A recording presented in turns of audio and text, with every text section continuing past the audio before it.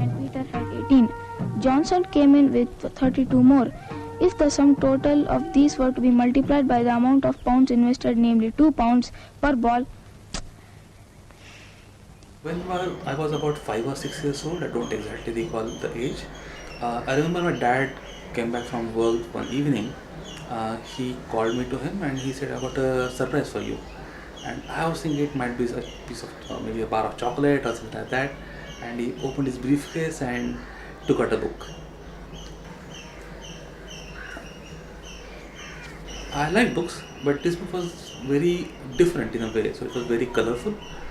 You remember this was back in early 80s. So that time in India you didn't get too many colorful books. There are a lot of good books, but I think the production qualities or production values were not as good. So this sort of caught my eye immediately, and the book was called Pano Pani Pranis Prani, which means animals on every page. And luckily enough, my mom actually preserved the book for so many years. I should have it with me. So that's the book. It's by Vladimir Mayakovsky. That was the first Soviet book which I ever had, and it's a good memory. We had all kinds of books, affordable books, well illustrated, well produced, with interesting stories. In India, we had no children's books of any value, and whatever was there was very poorly produced, hardly any illustrations. We are an oral tradition, after all. Children were told stories rather than read stories too. তারপর 1911 সালে সেই যে বছর Mohun Bagan The Soviet books were beautifully illustrated, some of them hardbound. The sizes of the books were also quite large. They covered a lot of subjects. Space exploration. I don't recall any Indian book talking about space exploration. Great stories, and they actually gave a glimpse of life in a different country. These books were sort of various windows to the world in a way. It was the illustrations that had the most impact on me.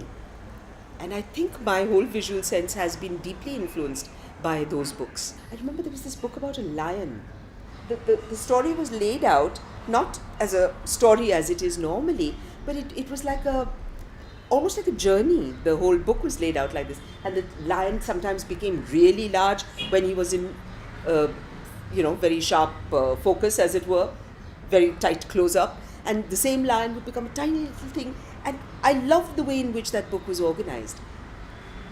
It was the first time I'd seen a book that didn't look like a regular book, with a lot of printed material and a photograph on the side. The way in which the visual was incorporated into the story, I remember feeling, oh, this is something I've never seen before.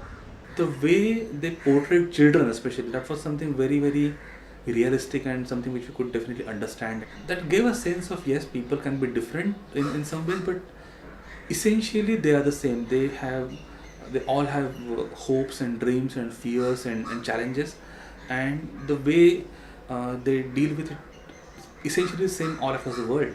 The whole sort of story of these books was something which I got really interested in.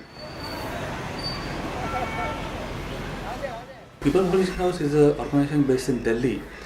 Because of the good relations between India and the USSR from the 1950s, immediately after India got independence, they were involved in distributing these books across India. In 1975, I became a shareholder of People's Publishing House. Since then I am there, and since 1996, I am the managing director. We were used as an agent to promote the Indo-Soviet relationship. No other publishing house was given publication right of the Soviet translated literature in India. People's Publishing House had the best printing press called New Age Printing Press. So we actually played a leading role in changing India's process of printing. We were the first who went for the automatic composing. In place of having hand composing offset, we got first. Earlier it was the normal printing.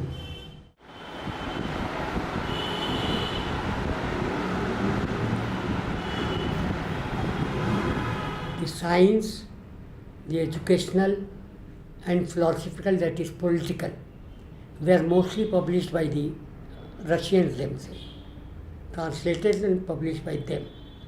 But stories and other things, they were also translated in India and published by us.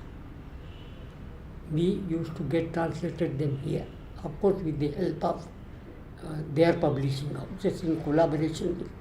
So on most of the books you will find as joint publishers. One is People's Publishing House, the other is Progress Publishing House in Moscow. Given the tie-up or given the plan to sort of sell these books in India in fairly large numbers, Progress Publishers actually hired some people from India to work as full-time translators with them, either in Moscow or even in Kiev. I became interested in Soviet literature. I started translating short stories and novels into Punjabi. I became famous as a translator in Punjabi because there was a lot of interest in Russian literature. They had their what they called Progress Publisher. It was a foreign language publishing house. In '66, in Moscow, they wanted to start a Punjabi department. So they requested me to come here. I had no mind to. I was not fond of travel and working abroad. I was quite happy there. So I agreed to go for 3 years. And I did everything. Ideology was higher than fine literature. So I did both. Even children literature I did. Folk tales I did. I did Dannon, I did Marx. I still remain influenced by this ideology. This social equity, this is what appeals. Not that the dictatorship of the proletariat, but this some kind of social justice that guides us even now with everything. Whether it's social justice is delivered by this system or that system, it doesn't matter anymore. Translating fine literature, translating Chekhov, Gorky, Dostoevsky, Tolstoy, it gives you a feeling of fulfillment, as you are doing some kind of creative work. People still remember all those books which we translated, especially the fine literature. They are being reissued again and again. And they are being told even now. Translation is a very difficult genre, I must say. When you are translating, for example, supposing I am translating Dostoevsky or translating Tolstoy, I have to match my skills with him. It's very difficult. You have to embody the writer. The translation must read like an original. It should never look like a translation. I have not worked anywhere else. In 1950, I started the work, and then I left it in 93. This is the only job I did. These efforts led to a certain development of these languages.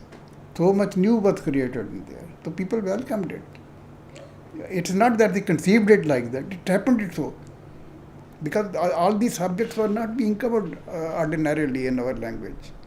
When you are starting something, translating science, all branches, agriculture, technical things, and you have to create like terms and language. Ultimately, all this goes to the credit of the Soviets.